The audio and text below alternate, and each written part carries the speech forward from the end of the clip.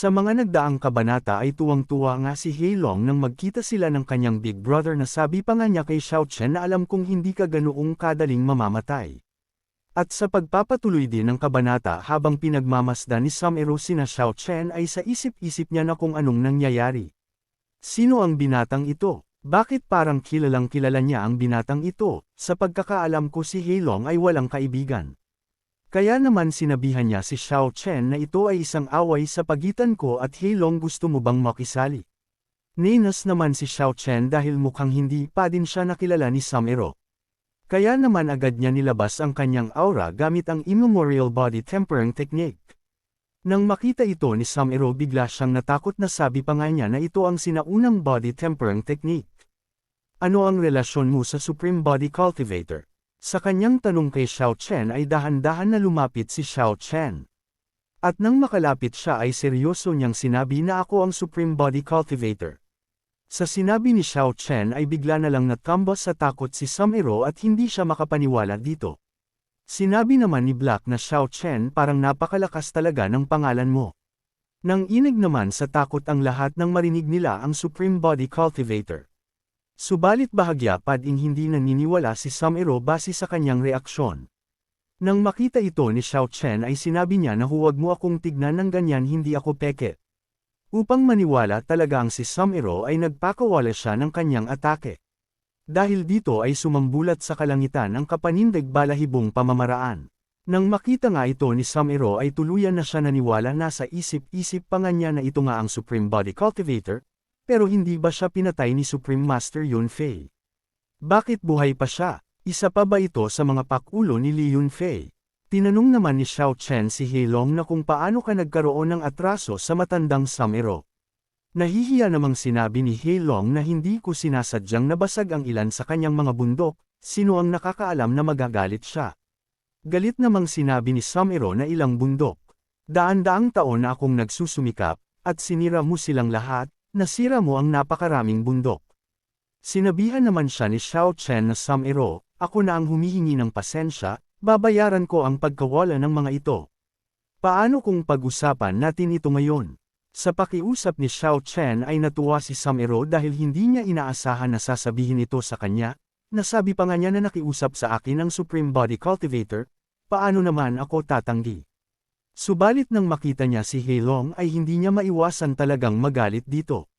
Sinabi naman ni Xiao Chen na hindi ito ang lugar upang mag-usap tayo Heilong pumasok muna tayo sa loob. Sinabi naman ni Heilong na pumasok na tayo at magpaalam kay Big Brother, sinabi din ni Xiao Chen na oo nga pala, Sum-ero ikaw sumama ka din kailangan ko ang tulong mo para sa bagay na sasabihin ko. Agad naman na nagbigay ng pugay si Sum-ero at sabay niyang sinabi na ipaubaya ko ito sa Supreme Body Cultivator. Agad silang nag-teleport sa loob ng mansyon upang pag-usapan ang usapin. Sinabi din ni Sum-ero ang kanyang mga alagad na mauna nang bumalik ang lahat. Makalipas ang ilang sandali sa bulwagan ng Black Dragon ay nandito na sina Xiao Chen. Binigyan naman ni Heilong si Xiao Chen ng alak bago magsimula sa kanilang pag-uusapan. Tinignan naman niya si Sum-ero at nag-aalangan siya na bigyan ito ng alak. Subalit dahil sa kanyang big brother na si Xiao Chen ay binigyan din niya ito ng alak. Habang si Black naman ay seryosong hinihintay si Heilong na bigyan din siya. Napatingin nga si Heilong kay Black at nagtataka siya na kung bakit parang naghihintay ito nang bigyan din siya. Kaya naman tinanong niya ito na kung gusto rin bang uminom ng Three-Eyed Wolf ng alak ni Heilong. Sa kanyang ginawa ay ikinagalit ito ni Black dahil hindi man lang siya ginalang nito kaya naman agad niya itong kinagat. Ikinagulat naman ni Heilong ang ginawa ni Black sa kanya. Nasa isip-isip pa nga niya habang pinagmamasdan si Black na ito ba ang Three-Eyed Wolf. Sinabihan naman siya ni Xiao Chen na Heilong, bigyan mo din siya ng alak siya ang matalik na kaibigan.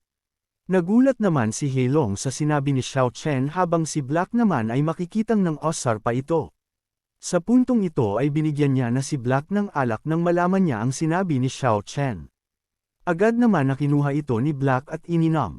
Nang matikman niya ito ay makikitang nasarapan ito sa alak habang natatawa at sabay niyang sinabi kay Xiao Chen na ayon sa nakasanayan mong ugali, dapat pinatay mo na lang si Master Sum-ero. Sinabihan naman siya ni Xiao Chen na hindi ganun kadali ang Mount Sum-ero dahil espesyal ang katawan ng bundok ng Sum-ero. Hanggat nandyan pa, pwede siyang ipanganak muli at muli, napakahirap kaya hindi ko siya mapapatay ngayon. Naunawaan naman ni Black ang ibig sabihin ni Xiao Chen kaya naman hindi niya na ito tinanong papatungkol kay Samiro. Sa puntong ito ay sinabi na ni Xiao Chen kay Samiro, na maaaring kailanganin ko ang iyong tulong sa isang bagay. Sinabi naman ni Samiro na pakiusap ipag-utos mo Supreme Body Cultivator. Sinabi naman ni Xiao Chen na kailangan ko ang iyong kapangyarihan, payag ka ba na magpasakop sa akin? Nang marinig ni Samiro ang sinabi ni Xiao Chen ay agad niyang sinabi na imposible ito. Dahil sa pagtanggi ni Samiro napaisip si Xiao Chen na sabi pa nga niya na sigurado ako, napakatigas ng ulo ng lalaking ito. Bilang karagdagan, si Jian Xiao ay lubhang espesyal, at hindi maaaring puwersahin ni Jian Xiao na gamitin ang marka ng kaluluwa sa kanya. Matapos siyang mag-isip ay sinabihan niya si Samiro na kailangan ko lang na sumuko ka sa akin sa loob ng 3 taon, pagkatapos ng 3 taon, hahayaan na kita. Sinabi naman ni Samiro na Supreme Body Cultivator, dapat mong malaman na hindi lamang ikaw. Tinanggihan ko rin ang pinakamataas na Yanfi, at ako, ang mga tao ng bundok Samiro, ay hindi kailanman aasa sa iba. Sinabihan naman siya ni Xiao Chen na huwag ka masyadong magmadali sa pagtanggi, tingnan mo lang ito. Inilabas nga dito ni Xiao Chen ang life orb upang makombansi si Samiro. At nang makita naman ito ni Samiro ay ikinagulat niya na sabi pa nga niya na ito ang life orb. Sinabihan naman siya ni Xiao Chen na kung sumasang-ayon ka, maaari kong bigyan ka ng 10% ng life orb na ito pagkatapos makumplito ang bagay, paano ito? Napaisip naman si Samiro na sabi pa nga niya na nung ni-recruit ako ni Li Yunfei, hindi siya naglabas ng life ball. Hanggat maaari akong makakuha ng bahagi ng life orb, maaari akong mag-inject ng mga kaluluwa sa Mount Samiro, pagkatapos, walang sinuman sa buong Siam na kaharian ang maaaring ganap na pumatay sa akin. Matapos ang mahaba niyang pag-iisip ay sinabi niya kay Xiao Chen na papayag ako basta 3 taon lang. Sinabihan naman siya ni Xiao Chen na kahit anong mangyari, 3 taon lang ito. Sa puntong ito ay sinabi na ni Samiro na kung ganun, sa susunod na 3 taon, ako, isang miyembro ng Mount Samiro, ay gustong ipadala ng Supreme Body Cultivator. Sinabihan din siya ni Xiao Chen na pagkatapos ang 3 taon maaari ka nang umalis. Nilabas naman ni Samiro ang parte ng kanyang katawan na sabi pa nga niya na Supreme Body Cultivator, bahagi ito ng aking katawan, kasama nito, maaari mo akong kontakan anumang oras. Agad naman na tinanggap ito ni Xiao Chen at sabay niyang sinabi na mahusay kung ganun, maaari kang umalis ngayon, ngunit pinakamahusay na magpahinga at magpagaling sa panahong ito, dahil magkakaroon ng malaking aksyon sa lalong madaling panahon. Huwag ka rin mag-announce tungkol sa buhay ko pansamantala. Napaisip naman si Samiro na sabi pa nga niya na ang tanging paraan para makagawa ng malaking hakbang ay ang paghihiganti sa Supreme Yunfei. Matapos ang kanyang pag-iisip ay agad niyang sinang-ayunan ang sinabi ni Xiao Chen. At umalis na din siya nang hindi pa din makapaniwala na kung bakit buhay pa ang Supreme Body Cultivator at malaking tanong sa kanya ang ganitong impormasyon. Nang tuluyang makaalis si Samiro ay agad namang yamakap si Heilong na sabi pa nga niya habang umiiyak na brother, na alam kong hindi ka papatay. Inasahan naman na ni Xiao Chen ang ganitong reaksyon ni Heilong. Kaya naman sinabi niya na kung sino man ang nakakaalam na ang sikat na Heilong ay talagang isang iyakin, ikaw ay nasa malaking kahihiyan. Sinabi naman ni Heilong na wala akong pakialam. Alam mo ba, pumunta ako kay Li Yunfei para ipaghiganti ka, ngunit nabugbog ako ng husto. Sinabihan naman siya ni Xiao Chen na bagamat ako ay labis na naantig, ang iyong uhog ay umagos sa aking buong katawan. Napatawa na lamang si Heilong habang nahihiya sa kanyang ginawa. Agad siyang nagtanong na kung anong nangyari sa mga araw na iyon. Matalik kayong magkaibigan ni Li Yunfei, bakit nagawa niya iyon sa iyo? At brother, anong nangyayari sa itsura mo ngayon? Ipinaliwanag naman ni Xiao Chen na sinalakay ako ni Li Yunfei noong araw na iyon at orihinal na pinatay ako, ngunit sa ilang pagkakamali, nakakuha ako ng bagong pagkakataon. At yun ang mga nangyari at nabuhay akong muli. Tuwang-tuwa naman si Heilong na sabi pa nga niya na gaya ng inaasahan kay Big Brother, hindi mamatay ng ganun-ganun lang. Brother, ano ang susunod nating gagawin? Pupuntahan na ba natin si Li Yunfei para isumbong siya? Sinabi naman ni Xiao Chen na sa kasalukuyang antas ng cultivation ko, Nag-aalala akong bugbugin ako sa isang galaw lang. Nang marinig naman ito ni Heilong ay bigla na lang siyang pananghinaan at sabay niyang sinabi na kung ano ang gagawin natin. Sinabihan naman siya ni Xiao Chen na natural, ako ay nag-iipon ng lakas at naghahanap ng mga pagkakataon ang aking relasyon sa buhay na si Yunfei ay maaayos sa lalong madaling panahon. Tinanong naman ni Heilong si Xiao Chen na kung anong kailangan ni brother sa akin. Sinabi naman ni Xiao Chen na gamitin ang pinakamaikling oras upang mabawi ang lahat ng nakapaligid na puwersa. Natuwa naman si Heilong dito na sabi pa nga niya na si Brother Quan Zins. Sinabi din niya kay Xiao Chen na nakultivate ko na ang Black Dragon Decree ko sa ikasyam na antas, kaya naman oras na para pumasa sa iyong sinaunang body tempering technique. Sinabihan naman siya ni Xiao Chen na hindi ko inaasahan na maaalala mo ito. Sinabihan naman ni Heilong si Xiao Chen na natural lamang ito dahil nangako ka sa akin na kapag naabot ko na ang 9th level ng Black Dragon Degree, ipapasa mo ang sinaunang body tempering technique, at hindi mo maaring sirain ang iyong pangako. Inutusan naman ni Xiao Chen si Heilong na magpalit ito ng kanyang katawan upang tignan niya ito. Agad naman na sinunod ito ni Heilong at makikita ang pagbabago ng kanyang katawan. Nang makita ito ni Black ay napahanga siya na sabi pa nga niya na isa itong mahusay na galaw. Sa puntong ito ay nilabas pa ni Heilong ang kanyang aura upang ipakita kay Xiao Chen. Ipinaliwanag ni Xiao Chen na ang Black Dragon Degree ay ang pinakamahusay na pamamaraan ng sinaunang itim na dragon na kagalang-galang, kapag umabot na ito sa ikasyam na antas, maaari kang mag-transform sa isang itim na bulaklak, katulad ng aking sinaunang battle spirit pero mas maganda sa pagpapaganda ng lakas ng katawan.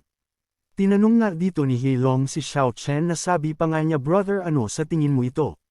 Lumapit naman si Xiao Chen at sinabihan niya si Heilong na ito ay napakahusay. Ang susunod ay ituturo ko sa iyo ang sinaunang body tempering technique. Manghang-mangha si Heilong sa kanyang panibagong pamamaraan na matagal niya nang gustong makuha kay Xiao Chen.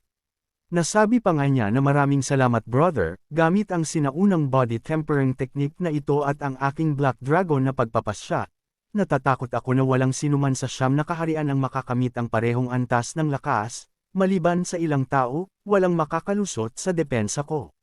Sinabihan naman siya ni Xiao Chen na huwag masyadong mabusog na sanay ka na sa Black Dragon Degree, hindi ka na makakapagsanay sa ikasyam na antas ng sinaunang body tempering technique, marami pa namang tao na pwedeng magbanta sa iyo. Sa sinabi ni Xiao Chen ay napatawa na lamang si Heilong. Ngunit sinabihan siya ni Xiao Chen na tumigil ito sa kakatawa at dalhin na lamang siya sa silid ng kayamanan. Nang marinig ito ni Black ay makikita ang hitsura nito na parang kanina pa nagugutom. Nakiusap naman si Heilong na sabi pa nga niya na brother tandaan mong iwanan ako ng kaunti. Subalit sinabihan lamang siya ni Xiao Chen na tumigil ito sa kanyang mga sinabi at magmadali na. Habang si Heilong naman ay pinagpapawisan dahil mukhang masisimot na naman ang kayamanan niya. Agad silang lumipad patungo sa kayamanan ni Heilong upang mag-cultivate at mapataas pa ang kanilang antas ni Black. Inilipat ang eksena sa Thunder God Mountain Range, na kung saan kasalukuyang humaharap sa Thunder Tribulation si Lei Shen ang Diyos ng Kulog. Sa puntong ito ay tuwang-tuwa ang kanyang mga alagad dahil tagumpay si Lei Shen na nakalusot sa Peak Supreme. Agad siyang pinuri ng mga ito sa matagumpay niya pag-angat sa Peak Supreme. Natawa naman si Lei Shen sa mga papuri ng kanyang mga alagad. Kaya naman dahil dito ay sinabihan niya ang mga ito na magsaya sila at uminom ng alak. Subalit sa hindi inaasahan ay nakaramdam si Lei Shen ng presensya ng nilalang. Kaya naman agad niya itong pinalabas upang humarap. Dahan-dahan naman na lumabas ang nilalang dahil nalaman naman ni Lei Shen ito. Nang tuluyan na itong makalabas ay makikitang ang nilalang na ito ay si Sword Ghost. Agad din naman niyang binati si Lei Shen sa matagumpay nitong makalusot sa panibagong antas. Dagdag pa niya kay Lei Shen na matagal-tagal na panahon na rin nang muli silang nagkita. Naghanda naman ang mga alagad ni Lei Shen at sinabihan nito si Sword Ghost na kung lalapit ka man, magiging bastos ako sayo. Pinaalis naman ni Lei Shen ang kanyang mga alagad at siya na ang bahala kay Sword Ghost. Agad naman na sinunod ito ng kanyang mga alagad at mabilis na umalis ang mga ito. Nang makaalis ang mga alagad nito ay agad niyang tinanong si Sword Ghost na kung anong ginagawa nito sa kanyang kaharian. Sinabi naman ni Sword Ghost na tinanggihan mo ang paanyaya ng aking Panginoon, hindi siya masaya, hiniling niya sa akin na kunin ang iyong ulo. Natatawa namang sinabi ni Lei Shen na ikaw lamang ang gagawa nito. Nilabas naman ni Sword Ghost ang kanyang espada, at agad na nagpalabas ng kanyang aura upang maghanda sa kanilang laban. Nasabi pa nga niya na sinabi ko sa kanya na hindi kita matatalo, pero wala akong choice, hindi ko kayang suwayan ang utos niya. Sa kanyang mga sinabi ay hindi naman na nagsalita pa si Lei Shen at agad na pinakawalan ang kanyang abilidad. Dahil dito ay bumulusok sa harap ni Sword Ghost ang matinding kidlat na ikinagulat niya. Sinabihan din siya ni Lei Shen na umalis na ito dahil kung hindi ay hindi siya magdadalawang isip na patayin siya dito. Nasabi na lang ni Sword Ghost na Master, malaki ang ginawa mo sa akin, medyo malakas ang matandang ito. Hindi naman na pinansin ni Lei Shen si Sword Ghost dahil naramdaman niya ang aura ng paparating. Na kahit si Sword Ghost ay naramdaman ng matinding aura ng nilalang. Habang dahan-dahan itong lumabas ay pinagtatawanan niya sina Lei Shen at Sword Ghost. Nasabi pa nga niya na mukhang sinuwerte ako ngayon, kaya kong patayin si Lei Shen, at kaya ko ring patayin ang paboritong disipulo ni Li Yunfei. Sinabi naman ni Sword Ghost kay Lei Shen na mukhang kailangan muna nating labanan ang nilalang na ito, ngunit sinabihan siya ni Lei Shen na hindi ka karapat-dapat na makipagsanib puwersa sa akin. Sa sinabi ni Lei Shen ay nahihiyang pinagpapawisan si Sword Ghost. Dagdag kaalaman si Sword Ghost ay isa ding tinulungan ni Xiao Chen na tumaas ang antas, ngunit kumpirmadong siya ay disciple ni Li Yunfei. At kung maalala nyo na tinanong ni Xiao Chen si Sword Ghost na kung anong relasyon nila ni Li Yunfei at ang tanging sinagot lang ni Sword Ghost ay hindi niya alam. Balik tayo sa eksena na kung daan sinabi ni Lei Shen na parang pamilyar ka sa akin. Sinabi naman ng nilalang na isa akong messenger mula sa kabila. Nagtataka naman si Lei Shen nang marinig niya ang sinabi ng nilalang na siya ay isang messenger mula sa kabila. Sa isip-isip naman ni Sword Ghost na isang sugo. Hindi ba't ang apat na hari lamang mula sa kabila ng kaharian, sino itong messenger mula sa kabila? Dagdag pa niya habang kinakabahan na namali ba ang impormasyon ng master. Matapos siya sa kanyang malalim na pag-iisip ay dahan-dahan niyang kinuha ang kanyang communication stone upang ipaalam sa kanyang master ang bagong nilalang na dumating. Tinignan niya muna ang nilalang upang hindi siya mahalata nito.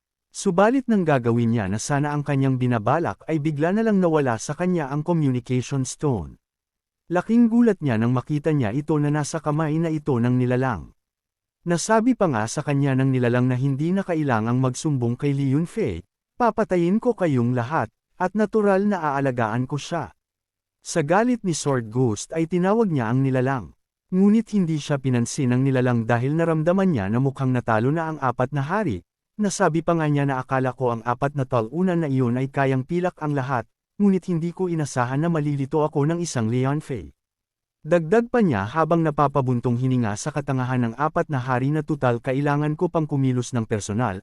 Aking ama, bubuksan ko ang pinto sa labas ng mundo sa lalong madaling panahon upang mapahaba ang iyong buhay. Matapos ang maraming mga sinabi ng nilalang sa kanyang sarili ay naghanda na siya upang umatake. Nang matapos ang paghahanda ay agad niya na pinakawalan ang kanyang atake. Sa kanyang ginawa ay ramdam na ramdam ng dalawa ang kakaibang kapangyarihan. Sa simpleng atake ay makikitang nahati ang kalupaan. At ibig sabihin lang din ito ay nasa panganib ang dalawa dahil kung lalabanan nila ang nilalang na ito ay siguradong masasawi ang kanilang mga buhay. Sa kabilang banda naman na kung saan hinahabol ni Li Yunfei ang isa pa sa apat na hari. At sa kanyang sitwasyon ay malaking tanong sa kanya na kung bakit ang tulad niyang isa sa apat na hari ay na nagmula sa labas ng mundo, ay natatalo lang ng tao. Nang makita niya hindi nakasunod sa kanya si Li Yunfei ay nakahinga na siya ng maluwag. Dagdag pa niya na mukhang malayo na siya. Ngunit may biglang nagsalita sa kanyang likuran na sabi pa nga nito na kung bakit hindi siya tumatakbo. Sa puntong ito ay biglang kinilabutan ang nilalang dahil hindi niya inaasahan na kayang mag-teleport si Li Yunfei. Bago pa man siya makakilos ay nabigyan na siya ni Li Yunfei ng isang atake sa kanyang likuran. At sa lakas nito ay tumilapon ang nilalang habang napapasuka ito ng dugo. Niyabangan pa nga siya ni Li Yunfei na sobrang hina naman nito. Dagdag pa ni Li Yunfei na hindi pa ito tapos, at sabay niyang ginamit ang kanyang abilidad na kayang kontrolin ang tubig. Sa ginawa ni Li Yunfei ay mabilis na pumulupot ang tubig sa nilalang. At walang kahirap-hirap na nilabas siya nito sa ilalim ng tubig. Tinanong naman ng nilalang na kung anong kasalanan niya na kung bakit patuloy siya hinahabol ni Li Yunfei. Sinabihan naman siya ni Li Yunfei na hindi muna ito kailangang malaman, at sabay na binigyan na naman ng isang atake. Dahilan upang mapasukan na naman ito ng dugo. Sinabi din ni Li Yunfei na ang sipa na ito ay para kay Senior. Nagpatuloy ang pangbabubag ni Li Yunfei sa nilalang na hindi man lang makagawa ng anumang hakbang. Nasabi pa nga ni Li Yunfei na ang atakeng ito ay para naman kay Xiao Chen. Napapasigaw na lamang ang nilalang sa nangyayari sa kanya, dahil ni hindi man lang niya magawang makabawi ng atake kay Li Yunfei. Nagpatuloy ang pangbagbag ni Li Yunfei na parang walang kwenta sa kanya ang ika-4 na hari itong. Nang matapos ang paulit-ulit na ginagawa ni Li Yunfei ay makikita sa tubig ang katawan ng nilalang na halos hindi na makagalaw dahil sa labis na pinsala. Sinabihan din siya ni Li Yunfei na tatapusin na kita sa atakeng ito. Matapos niyang magsalita ay agad niyang pinakawalan ang pamatay niyang atake na kung tawagin ay Heavenly Fist. Nang makita ng nilalang ang nagmula sa kalangitan na atake ni Li Yunfei ay napasigaw na lamang siya na itigil ang atake at susuko na ako. Subalit hindi siya marinig ni Li Yunfei at ang atakeng ito ay hindi na mapipigilan. Napasigaw na lamang ang nilalang sa nagraragasang kapanindig balahibong atake. At nang tuluyang tumama ang atake sa nilalang ay nagkaroon ng malakas na pagsabog. Dahilan upang mawala ang katubigan at naiwan na lamang ang makapal na alikabok. Agad naman na kinuha ni Li Yunfei ang pilak at ito ang simbolo ng katawan ng nilalang. Sinabi nga din ni Li Yunfei na pinaglaruan mo ang aking senior brother. At agad na din na siyang umalis matapos niyang patayin ang nilalang. Sa kabilang banda naman na kung saan patuloy ang pag-refine ni Xiao Chen ng mga kayamanan na may matataas na kalidad habang si Black naman ay ganun din ang ginagawa. Subalit nang matapos itong ma-refine ni Xiao Chen ay nagtataka siya na kung bakit nadagdagan lamang ng kaunti ang kanyang enerhiya sa katawan ngunit hindi siya nakalusot sa panibagong antas. Sinabihan naman siya ni Black na mas mabuting magtungo na lamang daw sila sa makalangit na listahan at makipaglaban. Napaisip naman si Xiao Chen na kung may lugar pa bang naayon sa body refining dito sa kaharian ng espada. Maya-maya pa ay naalala na ni Xiao Chen ang lugar na kung saan angkop ito sa kanyang body refining method. Kaya naman agad niya itong sinabi kay Black na may lugar na siya na alala na maari nilang puntahan. Agad naman na nagtanong si Black na kung saan ang lugar na sinasabi ni Xiao Chen. Sa kanyang tanong ay agad naman na tumugon si Xiao Chen at sinabi niya na ang lugar na iyon ay walang iba kundi ang Thunder God Mountain Range. Nang marinig naman ito ni Heilong dali-dali siyang pumasok. At nahihiya niyang sinabi habang tinatakpan niya ang kanyang mukha na Big Brother, hindi ko alam kung naalala mo ang bagay na ito. Sa sinabi ni Heilong ay walang ideya si Xiao Chen kaya naman tinanong niya ito na kung anong ibig sabihin ni Heilong. Nahihiya namang sinabi ni Heilong na kung kailan sila aalis.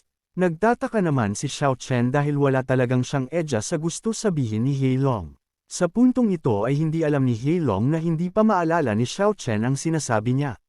Ngunit sinabi pa din niya kay Xiao Chen na naiintindihan ko ito. Kailangan mo ng bride price para mag-propose ng kasal, at huwag mag-alala si Big Brother dahil nakapaghanda na siya ng bride price para sa Thunder God. Sa isip-isip naman ni Xiao Chen na kung pati ba ang bagay na ito ay ipinangako niya kay Heilong. Balik tayo sa nakaraang bata pa si Heilong na kung saan pinagmamasdan nila si Lei Shen. At sinabi ni Heilong dito kay Xiao Chen habang tinuturo si Lei Shen na kukunin ko siya bilang asawa ko. Sinabi nga din dito ni Xiao Chen na ako na ang bawala, at ako mismo ang magbibigay ng bride price. Balik ulit tayo sa eksena na kung saan naalala na din ni Xiao Chen ang ibig sabihin ni Heilong kaya nasabi pa nga niya na kung gayon ang kaso ay kailangan na nilang pumunta dahil pwede ka na sa kanya. Sa sinabi ni Xiao Chen ay tuwang-tuwa si Heilong dahil hindi niya inaasahan na matutupad ang kanyang mga kahilingan sa kanyang Big Brother. Habang pinagmamasdan naman sila ni Black ay naiinggit siya dito na sabi pa nga niya na gusto rin niyang magkaroon ng asawa. Malungkot ngang lumapit si Black at gusto niyang sabihin kay Xiao Chen ang gusto niya subalit dahil nahihiya siya ay hindi niya na lamang muna ito sinabi. Makalipas ang isang araw ay nasa labas na nga sina Xiao Chen at makikitang nakasakay sila sa malaking baboy na alaga ni Heilong. Sa puntong ang ito ay galit na sinabi ni Xiao Chen kay Heilong na kung bakit wala itong flying machine. Nahihiya namang sinabi ni Heilong na mayroon siya nito subalit nasira na ito. pero bibili naman din siya kapag nadaanan nila ang God of Weapons territory. Matapos ang kanilang pag-uusap ay agad na silang naglakbay patungo sa God of Weapons bago pumunta sa Thunder God Mountain Range dahil madadaanan naman nila ang God of Weapons sa paglalakbay.